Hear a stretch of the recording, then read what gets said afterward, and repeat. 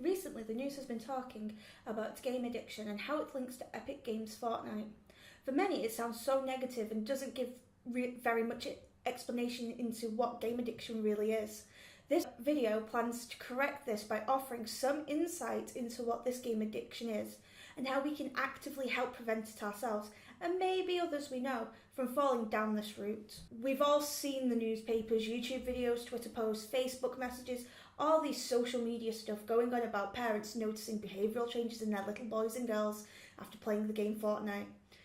We have also heard or read that the World Health Organization, has declared game addiction as a mental disorder. Anyone with this, mostly aimed at children, can now be treated for it on the NHS, the National Health Service. Most notable piece of news, though, is the woman who appeared on This Morning with a 10-year-old son not too long ago discussing her son's diversion from his usual routine and boundaries that she set out to protect her child, to teach him responsibility while allowing him to play the games he wished. She mentions that her son had asked to play Fortnite because his friends did and that the parents in the schoolyard allowed their children to, so she saw no reason not to. She commented on the change of his behaviour while she allowed him to play this game, from wanting to go outside to play with his friends, helping around the house with the cooking and the cleaning and enjoying family time, to going and spending all day playing Fortnite, pushing for extra time on this game, or yelling, "I'm not ready," even refusing to go to bed and shower when asked. There are reports of a 15-year-old girl playing Fortnite every waking moment and had to be admitted to hospital because she wasn't looking after herself. And then there's parents commenting on the social media and other sites and that their children are becoming withdrawn, obsessed, refusing to listen, and even becoming violent. There are even adults commenting that they have noticed behaviour in their own or in others that they've seen of similar issues. But let's get to the heart of this. Is it truly just unruly children? Is it parents losing control? Is it wanting to be popular in school? Is it just escapism? To answer these, we really should start by beginning to understand what addiction is and how it's reflected in playing games. So let's start simple. What is addiction? When we hear addiction, we think about people taking drugs, they're smoking, drinking, even gambling. There was a lot of social stigma surrounding addiction as a whole. So what is the truth of it?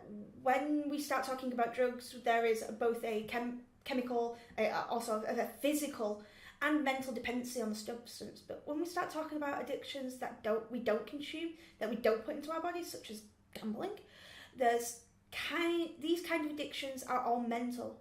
Now, no matter the addiction, it all stems down to people using them to escape and find some relief from the life that they feel has gotten really bad and gotten to the point where they can't cope with the reality any longer.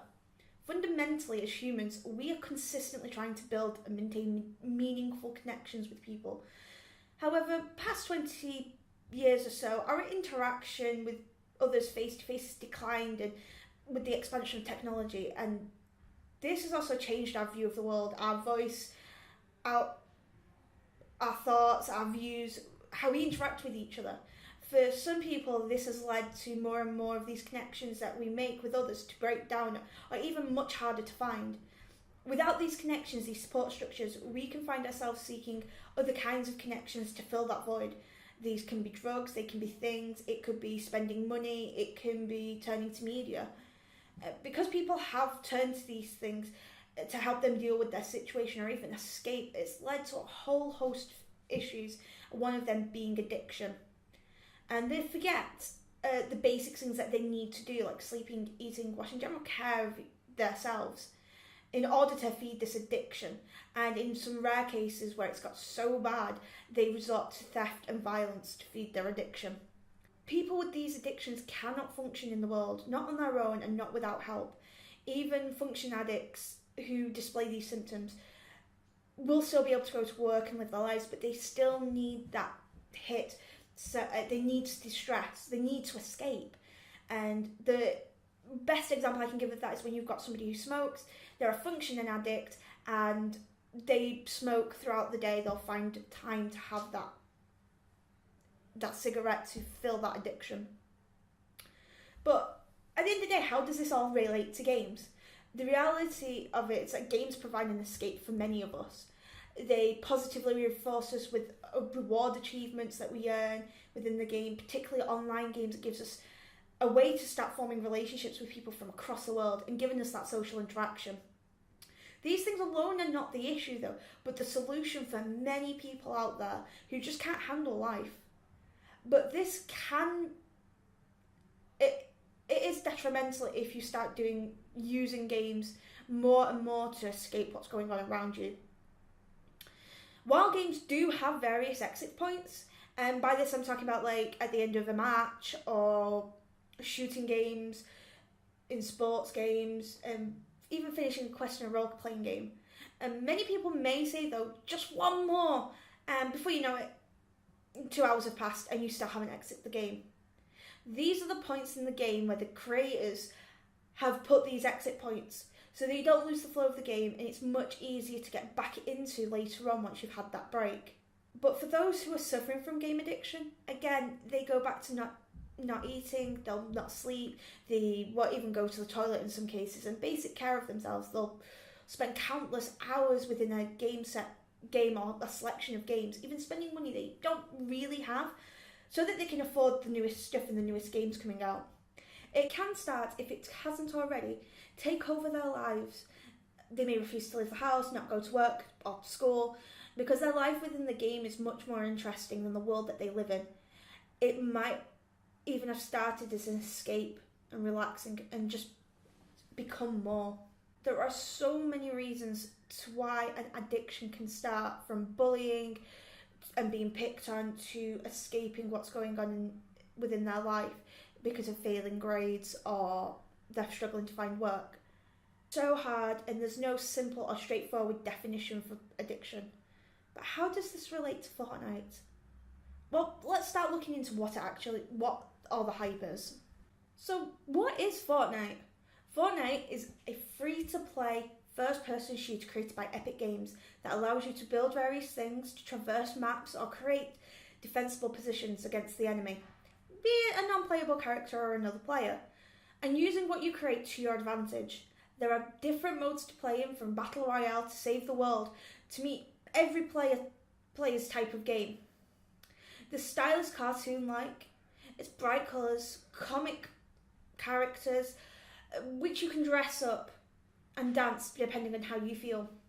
Currently, there is 78.3 million people who play Fortnite around the world, and is likely to continue to grow since its release on the 25th of July 2017. Running on PlayStation 4, Xbox One and PC. To just highlight how popular Fortnite has become, the game came out on Nintendo Switch on June the 12th, 2018, and within the first 24 hours alone, 2 million times was it downloaded. So how has Fortnite been linked to game addiction? Well, when we start to look into game addiction and then we look at how popular Fortnite is, we can start to draw some conclusions. We know, thanks to the bright colours, playful cartoon art style, and it's easy to navigate mechanics and UI, that children can get involved in this game very, very easily.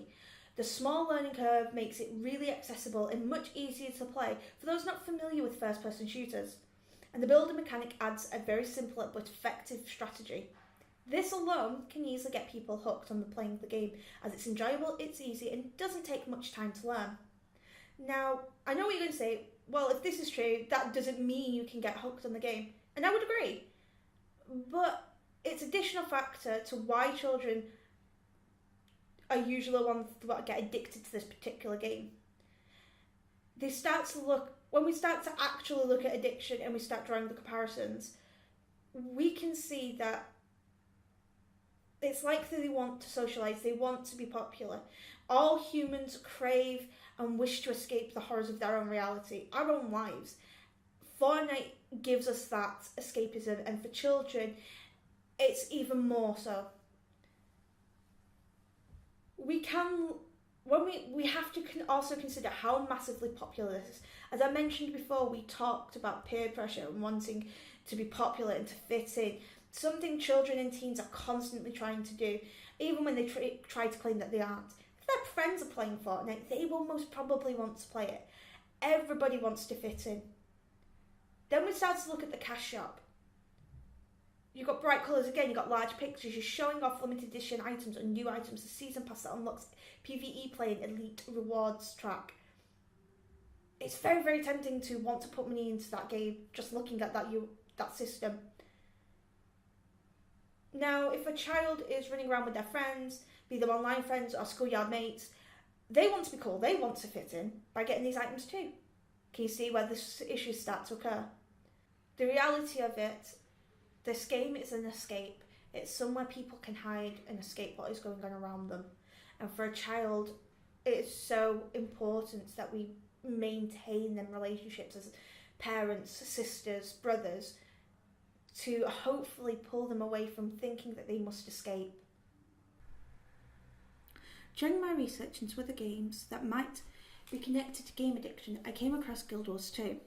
What I found supported my theory that it could have been any game used to escape into and be the game that addicts of game addiction can become hooked to. I found that people claimed to be addicted to Guild Wars 2, but there is so much that we would need to explore, and to fully understand how this is connected to game addiction, we'd have to save it for another video. For now, here's just a few things to bear in mind. Social factors within Guild Wars 2 is much more in depth, making it far easier for people to be able to communicate with each other than in Fortnite. Because it's so easy, people are able to make these connections that we mentioned earlier much, much easier and quicker. The game offers much more to do within the game, such as the map completions, character creation, PvP, server versus server, all these different activities. And despite having all these exit points, players will still be playing for hours. Just like with Fortnite, there is a cash shop and within the game, and this offers very similar features to encourage paying for these items within the game. So, how do we go about still enjoying games without falling out of touch with reality?